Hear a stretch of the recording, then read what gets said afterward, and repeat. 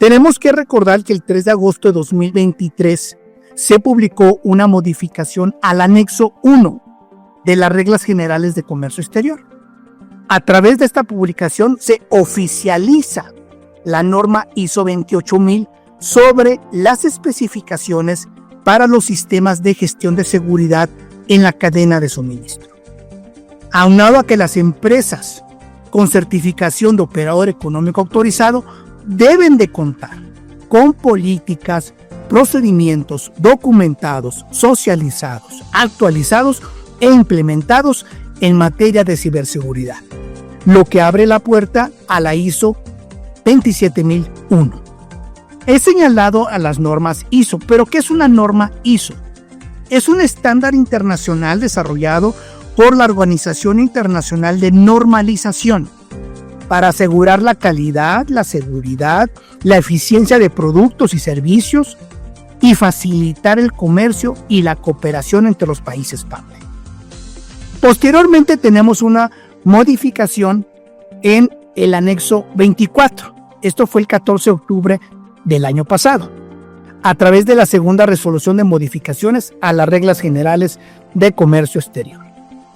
Aquí se incorpora el rubro C, el apartado C del sistema de control de inventarios, con lo cual se exige proporcionar un usuario y contraseña a la autoridad para su acceso en línea. Es importante comentar que en ningún momento se señalaron los principios de ciberprotección de la información para el acceso al apartado C del anexo 24 de las Reglas Generales de Comercio Exterior, como lo son la confidencialidad, la integridad y la disponibilidad de la información. Esto es importante porque uno de los principales riesgos que van a enfrentar las empresas durante el periodo 2025-2028 es la ciberseguridad. Lo anterior de conformidad con la publicación Risk in Focus 2025, que publica la Confederación Europea de Institutos de Auditores Internos. México se encuentra entre los 3 principales países que más ciberataques sufre en un año, según datos de Kaspersky. En este sentido, es importante aclarar que no solo las empresas que cuenten con la certificación como OEA, los agentes y las agencias aduanales tienen que considerar el riesgo de ciberseguridad, sino que cualquier empresa que lleve a cabo operaciones de comercio exterior, de transporte, almacenaje, importación, exportación de mercancías, debe de considerar el riesgo de ciberseguridad. La ciberseguridad no es un tema aislado para perfiles técnicos relacionados con sistemas o tecnologías de la información, sino que es una responsabilidad de todos los que integran una empresa. Por lo que, cuando hablemos de ciberseguridad, no solo nos referimos a la seguridad de la información, sino a las medidas, procesos, protocolos, tecnologías que previenen y que protegen la información digital de una empresa, sus sistemas, las redes, los datos, la nube, su seguridad física, el personal y que considera hasta la restauración y reanudación de las operaciones del negocio. Para estos efectos se considera o se recomienda consultar las normas de la familia ISO 27000, 27001-2022, 27002, 27005, la 27032, norma por excelencia en materia de ciberseguridad, y por supuesto la ISO por excelencia en materia de riesgos, la ISO 31000-2018, que es de gestión de riesgos. De los riesgos de ciberseguridad que podemos identificar, podemos señalar los siguientes: el bloqueo, el robo, el secuestro, la suplantación de identidad, la interrupción de información, la encriptación, la manipulación, la inactividad, la sustracción, el plagio, fuga de datos, exposición, pérdida, destrucción, daño de información y los ataques a través del Internet de las cosas. De acuerdo con el Instituto Nacional de Ciberseguridad de España, INCIBE, algunas de las modalidades para llevar a cabo este tipo de ciberataques son, por ejemplo, ataques de diccionario, donde se introduce contraseñas de manera automática utilizando todas las palabras y sus combinaciones de un diccionario. Ingeniería social, como lo puede ser el phishing, a través de sitios web falsos. El snitching, a través de envío de mensajes SMS simulados. Las llamadas, el phishing, el dropshipping, lo que es los regalos tecnológicos, los ebook que a veces bajamos que se encuentran en formato PDF. Y uno de los más comunes o que está cobrando mayor relevancia es Man in the Middle, donde se intercepta la comunicación entre dos o más personas, dos o más interlocutores, y se suplanta la identidad de uno o de otro. En materia de comercio exterior y aduanas, tenemos que considerar el riesgo de ciberseguridad en el intercambio de información por medio de la red con clientes y proveedores críticos, inclusive con otros actores del flujo logístico internacional de mercancías, como lo pueden ser empresas de servicios, 3PL, 4PL, almacenes, transportistas, líneas navieras y aéreas, al igual que la comunicación constante con las propias autoridades y el agente o la agencia aduanal.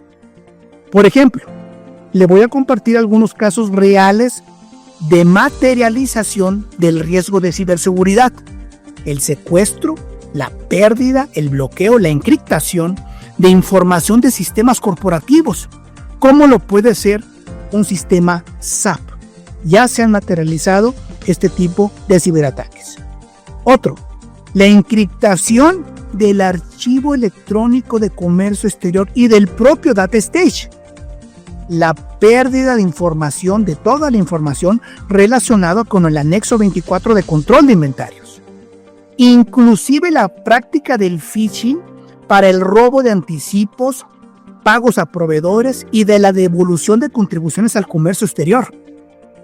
Todos estos son una realidad que alcanzó ya hoy en día al sector aduanero y de comercio exterior.